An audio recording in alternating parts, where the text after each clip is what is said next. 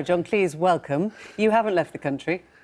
You haven't left the country. No, I'm leaving in November. I think you said I'm threatening to leave, but I actually am leaving. I'm making arrangements now. And why is that? Just talk us through Because I'm so disappointed with so much about this country at the moment, and I put my shoulder to the... Sorry, am I interrupting you? Sorry. It was a little off-camera chat to our camera people. Yes, I'm with you. You're with me. I just think that so much of this country is disappointing. And I put my shoulder to the wheel on proportional representation and then on Leveson too.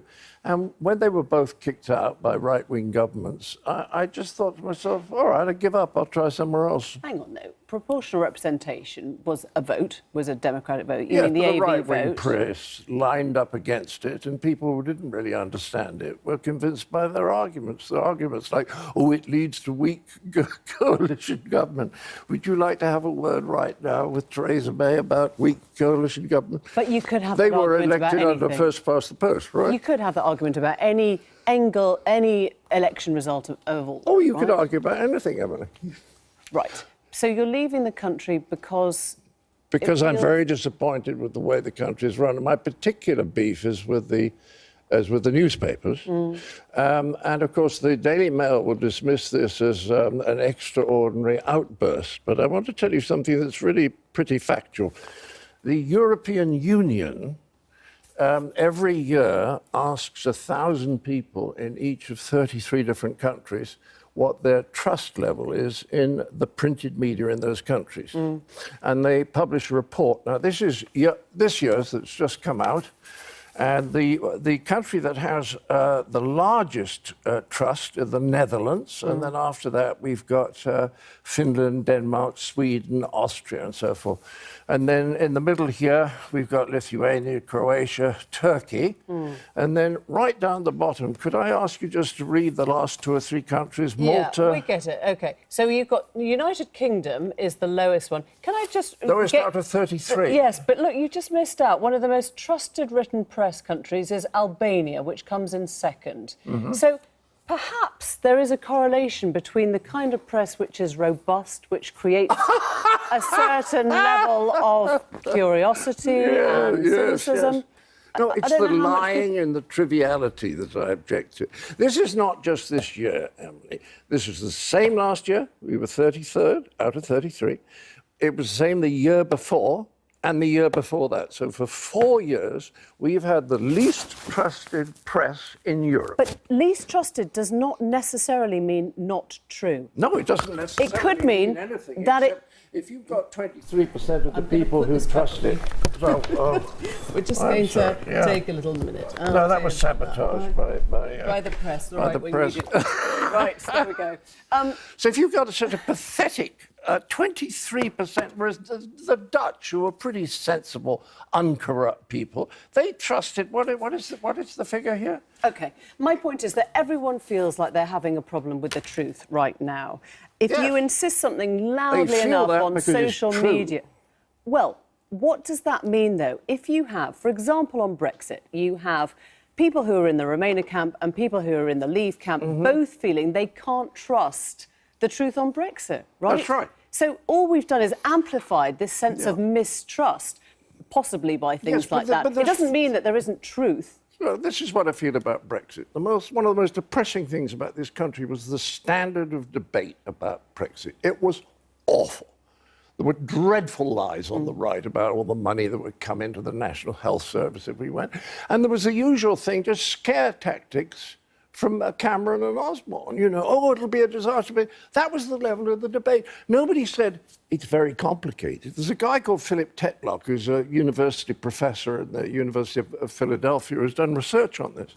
And he, over a period of about 20 years, he studied pundits in America and Canada, 284 of them, and he asked them a number of questions. Altogether, they made 82,000 predictions about what would happen in 5 years and 10 years. Let me finish, because I'm coming to the key point.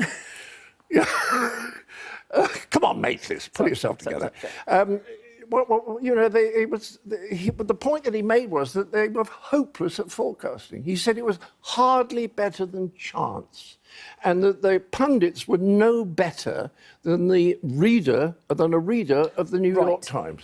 Okay? So what I'm saying is very few people have any idea what's actually going to happen. It's much harder to forecast the future than we think. Yeah. So why is everyone so passionate when they can't possibly know what the outcome is? Because we were asked a question and I guess we had to choose a side. Yeah, but you don't hear anybody saying, well, on one hand or on the other. Everyone is passionately one side or the other. That's why it was such a terrible That's no reason debate. to leave a country. I mean, maybe you should stay and fight for what you believe. I don't trust it.